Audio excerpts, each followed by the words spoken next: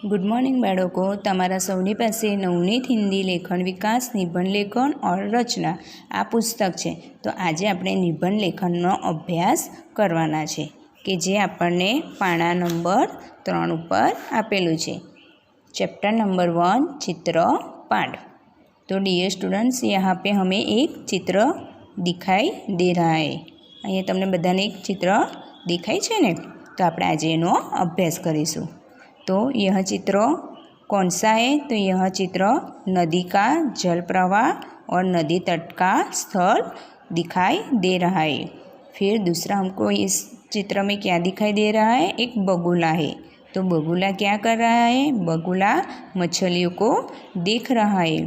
फिर मछलियाँ क्या कर रही हैं? तो मछलियाँ पानी में तैर रही हैं।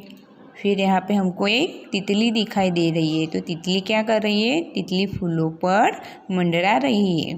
फिर नदी में क्या दिखाई दे रहा है? तो नदी में एक नाव दिखाई दे रही है और नदी में नाव है और नाव में कितने लोग हैं? नाव में 2 लोग बैठे हुए हैं। फिर नदी के तट पर हमें एक झोपड़ी दिखाई दे रही है। तो यह झोपड़ी हमें 2 पेड़ों के बीच दिखाई दे रही है। फिर यहाँ पे 2 पंछी है और 2 कौवे। तो ये कौवे क्या कर रही है? तो कौवे उड़ रहे हैं। तो डियर स्टूडेंट्स, अब हमें इसका स्वाध्याय देखना है। तो चित्र देखकर प्रश्नों के उत्तर दीजिए।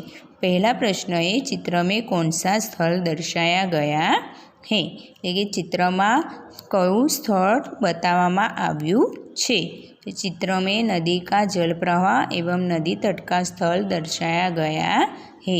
चित्र में शू बताव्युं छे? नदीनो जल प्रवाह अने नदी किनारानुं स्थळ आपणे बताववामां आव्युं छे। पछी छे प्रश्न नंबर 2, चित्र में कौन से पंछी है? चित्र में कया पक्षीओ आपणे जोया? तो चित्र में पंछी बगुला, तितली और कौवे है। तो आपणे अगाऊ जोयुं, तो चित्र में कया पक्षीओ छे? बगुलो, पतंगिया अने कागड़ाओ छे। बगुला क्या कर रहा है? तो बगुला मछलियों को देख रहा है। बगुलो शू करे छे? तो बगुलो माछलीओने जोई रह्यो छे। मछलियाँ क्या कर रही है? माछलियों शू करी रही छे? मछलियाँ पानी में तैर रही है। माछलियों पानी में तरी रही छे। चित्र में कितने कौवे हैं? चित्र में 2 कौवे हैं। चित्र में कितला कागड़ाओ छे? तो चित्र में 2 कागड़ाओ छे। कौवे क्या कर रहे हैं? कागड़ाओ शू करी रह्या छे? कौवे उड़ रहे, एटले के कागड़ाओ उड़ी रह्या छे। झोपड़ी कहाँ है? झोपड़ी नदी तट पर 2 पेड़ों के बीच में है। तो झोपड़ी नदी किनाराना 2 वृक्षोनी वच्चे छे। तितली कहाँ है?